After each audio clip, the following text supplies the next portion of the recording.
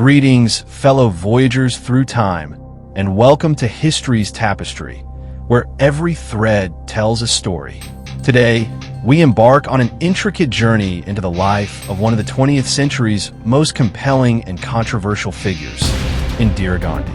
More than just a politician, she was a phenomenon, a woman who navigated the tumultuous currents of post-colonial India, asserted her will against powerful adversaries, and redefined the very fabric of her nation.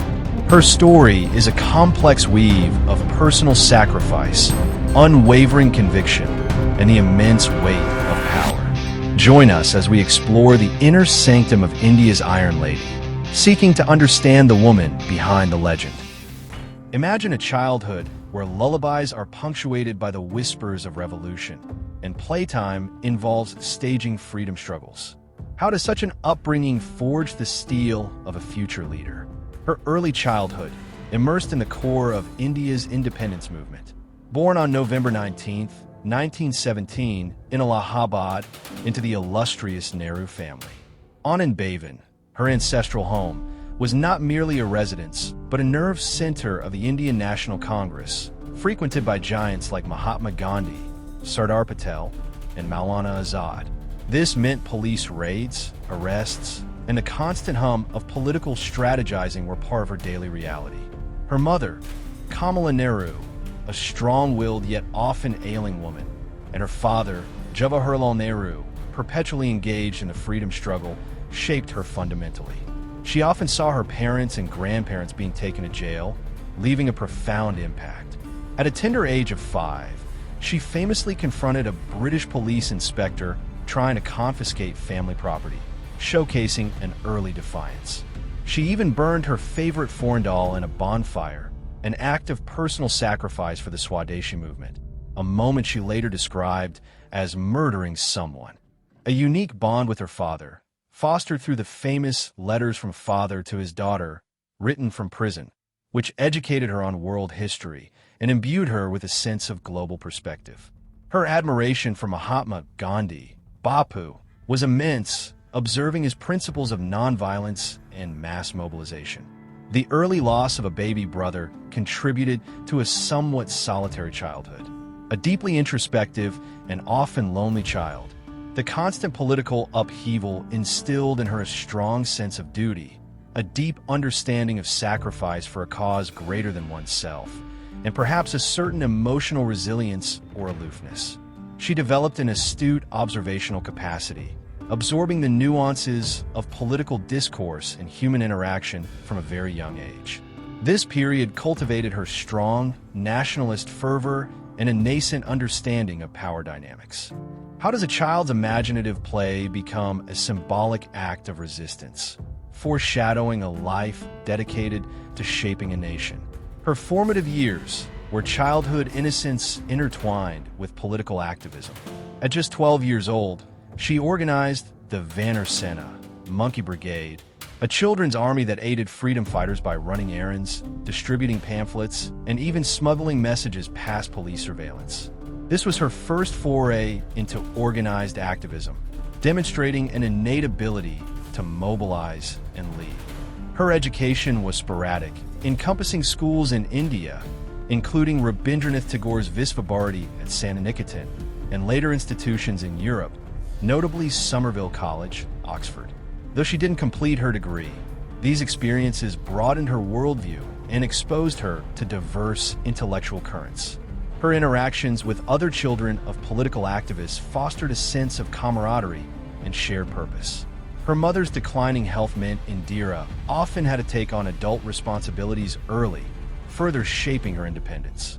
A natural leader, albeit a quiet one, the Vanner Sena was a manifestation of her desire to actively contribute, not just observe.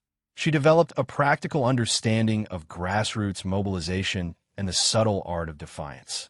Her varied educational experiences, coupled with the political education from her family, contributed to a fiercely independent mind, albeit one still deeply rooted in Nehruvian ideals. When the personal and the political intertwine, how does a young woman forge her own identity amidst the expectations of a legendary family? Her marriage, family life, and direct involvement in the Quit India movement. In 1942, she married Feroz Gandhi, a fellow Congress activist, against some initial familial reservations, notably her father's. This decision demonstrated her independent spirit. Soon after, both she and Feroz were imprisoned during the Quit India movement, a testament to their commitment. This period was personally challenging, as she experienced the harsh realities of prison life. The birth of her two sons, Rajiv in 1944 and Sanjay in 1946, brought new joys and responsibilities, adding a domestic dimension to her life amidst the political storm. Their marriage was complex, marked by periods of separation due to political demands and Feroz's own burgeoning political career, which sometimes put him at odds with Nehru's policies. Her relationship with Feroz was one of both deep affection and considerable strain, a struggle between personal happiness and public duty. Her role as a mother began to define a new aspect of her identity, though she never let it deter her political engagement. When the personal and the political intertwine, how does a young woman forge her own identity amidst the expectations of a legendary family? Her marriage, family life, and direct involvement in the Quit India movement. In 1942, she married Feroz Gandhi, a fellow Congress activist, against some initial familial reservations, notably her father's. This decision demonstrated her independent spirit. Soon after, both she and Feroz were imprisoned during the Quit India movement, a testament to their commitment. This period was personally challenging, as she experienced the harsh realities of prison life. The birth of her two sons, Rajiv in 1944 and Sanjay in 1946, brought new joys and responsibilities, adding a domestic dimension to her life amidst the political storm. Their marriage was complex, marked by periods of separation due to political demands and Feroz's own burgeoning political career, which sometimes put him at odds with Nehru's policies. Her relationship with Feroz was one of both deep affection and considerable strain, a struggle between personal happiness and public duty. Her role as a mother began to define a new aspect of her identity, though she never let it deter her political engagement. A fierce protectiveness over her personal space and family life, even as the public gaze intensified. The experience of imprisonment strengthened her resolve and provided a first-hand understanding of state power. The internal conflict between being a daughter, a wife, a mother, and a budding political figure was a constant undercurrent, shaping her pragmatic and resilient approach to life. From the shadow of a political titan, how does an unassuming daughter meticulously absorb the art of governance, preparing for a destiny she never actively sought? Her years as her father's closest aide and her initial entry into formal politics. After India gained independence in 1947, Indira became her father's unofficial hostess and closest political confidant. She lived with him in Teen Murthy Bhavan, assisting him with correspondence, meeting foreign dignitaries, and observing the machinery of the nascent Indian state up close. This period was her true political apprenticeship, where she learned diplomacy, administration, and the intricate dance of national and international politics directly from one of the world's greatest statesmen. In 1959, she was elected president of the Indian National Congress, a significant but largely honorary position. Following her father's death in 1964 and the subsequent sudden demise of Prime Minister Lal Bahadur Shastri in 1966, she was unexpectedly chosen as Prime Minister. She initially served as Minister of Information and Broadcasting under Shastri, a role she reportedly found somewhat uninspiring. Her relationship with Nehru became even more central as his health declined, making her indispensable to him. She interacted with numerous global leaders and Indian politicians, quietly building her network and understanding of power. A deeply analytical mind, observing and learning the intricacies of governance without ostentation. She was a keen judge of character and developed a profound understanding of Indian society's complexities. The experience of being underestimated by many senior male politicians, who saw her as a gungi gudiya, dumb doll, likely fueled a quiet determination to prove them wrong. She carried the immense weight of her father's legacy, both as an inspiration and a challenge to forge her own path. How does a woman, chosen for her perceived malleability, transform almost overnight into an unyielding force, determined to steer a nation her way. Her immediate consolidation of power and the early, assertive policy decisions. Her selection as prime minister in 1966 was largely due to the Syndicate, a powerful group of senior Congress leaders who believed she would be easily controlled. However, she quickly asserted her independence. She launched the Garibi Hateo, Eradicate Poverty, campaign, a populist slogan that resonated deeply with the masses and established her direct connection with them, bypassing party structures. The bold move of nationalizing 14 major banks in 1969, a decisive shift towards socialist economic policies, and the abolition of privy purses for former Indian royals further cemented her image as a leader unafraid to challenge the status quo and powerful vested interests. This led to a significant split in the Congress Party in 1969, with Indira leading the new Congress, Congressar. A fierce confrontation with the Syndicate, which she skillfully outmaneuvered, demonstrating her sharp political instincts and ruthless determination. She cultivated a direct appeal to the common people, often at odds with the party old guard, that a strong belief in a socialist model for India's development and an unshakable conviction in her vision for the nation. She felt underestimated and saw herself as fighting for the common person against entrenched elites. This period solidified her image as India's Iron Lady, a moniker given by the foreign press, which she embraced, embodying a stern resolve. When monumental triumphs are followed by growing unrest, how does a leader grapple with the intoxicating allure of power and its inherent isolation? The Bangladesh Liberation War, India's nuclear test, and the increasing political challenges. The 1971 Bangladesh Liberation War was a defining moment.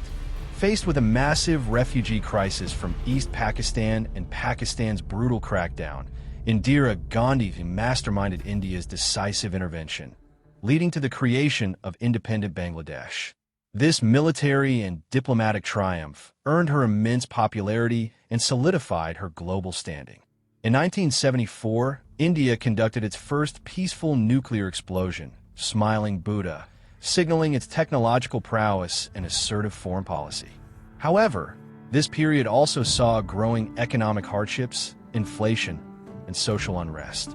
Movements like the Navnarman Andolan in Gujarat and Jayaprakash Narayan's call for total revolution gained momentum, challenging her authority and accusing her government of corruption and authoritarian tendencies.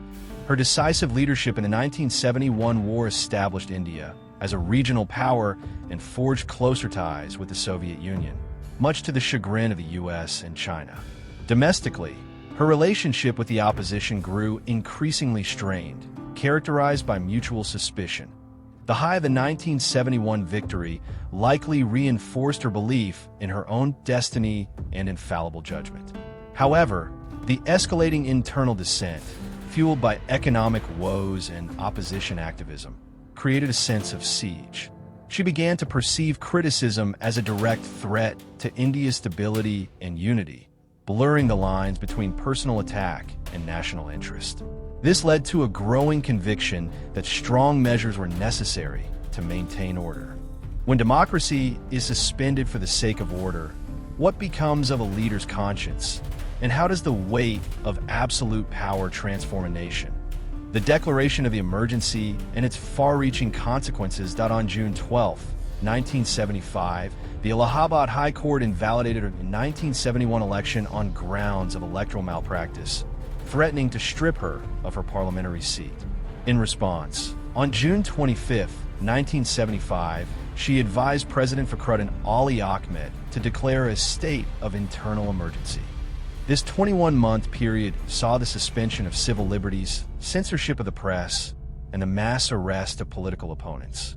Her younger son, Sanjay Gandhi, gained significant unofficial power, spearheading controversial programs like compulsory sterilization and slum clearance, which further fueled public resentment.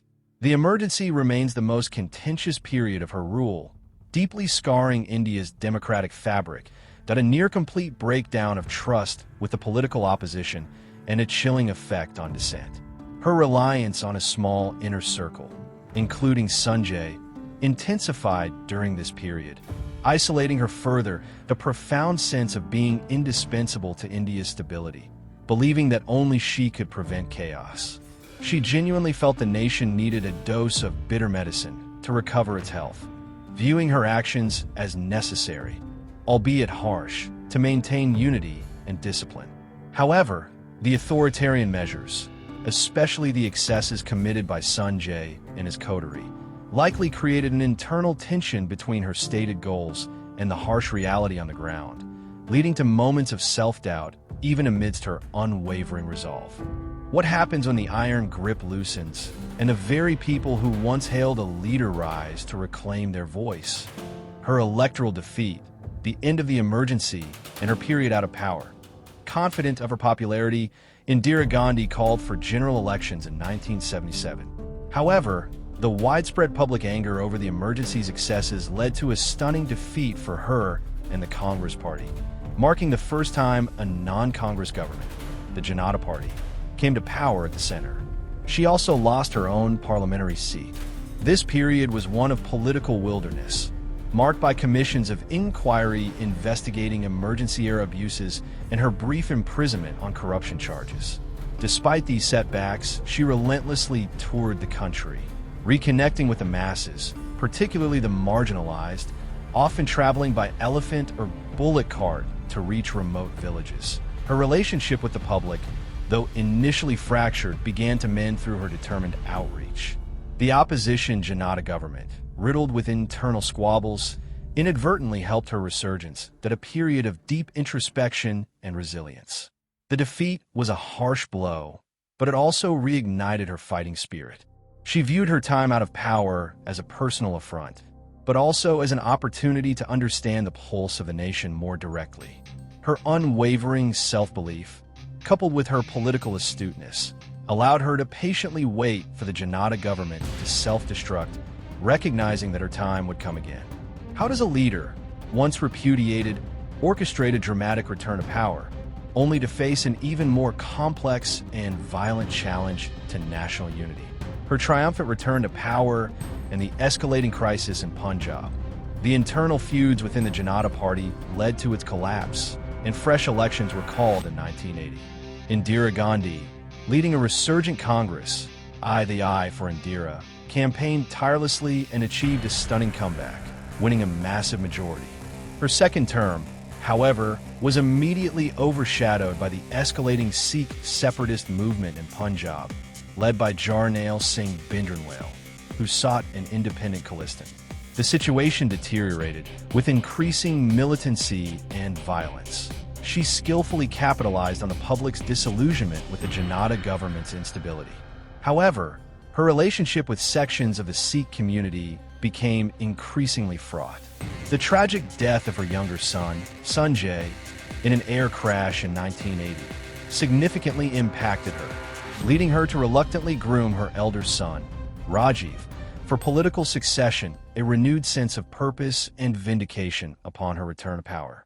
However, the joy was tempered by the immense challenges, particularly in Punjab, which she viewed as a direct threat to India's territorial integrity. The loss of Sanjay was a profound personal tragedy that left a deep void and arguably influenced her decision-making, including her reliance on Rajiv. She became more resolute and perhaps even more isolated in her decisions regarding national security. What is the ultimate price a leader pays for her unwavering commitment to a nation's unity? And how does her tragic end cement a legacy of both strength and controversy? The final, tragic chapter of her life, culminating in her assassination. The crisis in Punjab reached its tragic climax with Operation Blue Star in June 1984, where the Indian Army entered the Golden Temple, the holiest Sikh shrine, to flush out militants led by Bhindranwale. This operation, while successful in its immediate objective, deeply wounded Sikh sentiment and triggered widespread outrage. On October 31st, 1984, Indira Gandhi was assassinated by two of her Sikh bodyguards in retaliation for Operation Blue Star. Her death plunged the nation into shock and led to horrific anti-Sikh riots, highlighting the deep fault lines in Indian society that her later policies had inadvertently exacerbated. Her final actions created an irreparable rift with many Sikhs. The ultimate betrayal came from within her security detail, a testament to the extreme polarization that a leader consumed by the imperative of national unity, even at great personal cost. She understood the immense risks she was taking, having been warned about threats to her life, yet she refused to remove her Sikh guards, believing it would be an act of communal discrimination. Her final moments encapsulate her life, a woman of immense strength, unwavering conviction, and ultimately, a tragic figure who paid the ultimate price for her commitment to a united India. Her legacy remains a complex tapestry of economic reforms, diplomatic triumphs, democratic overreach, and a profound, indelible impact on the identity of modern India. And so, the extraordinary, tumultuous, and ultimately tragic journey of Indira Gandhi concludes. Her life, interwoven with the destiny of a billion people, showcases the immense power and profound responsibility that comes with leadership. She was a woman who was loved and loathed, celebrated and critiqued, but never ignored. Her indomitable spirit, her vision for a self-reliant India, and her unwavering determination left an imprint that continues to shape the nation today. Indira Gandhi's story is a powerful reminder that history is not just a collection of dates and events, but a vibrant tapestry woven from the courage, convictions, and complex human dramas of individuals who dare to dream big. Thank you for unraveling this fascinating thread with us on History's Tapestry, where every thread tells a story. For more captivating historical narratives and daily updates that enrich your understanding of the past, please remember to subscribe to our YouTube channel and follow us on Instagram and Facebook. Your journey through history is just beginning.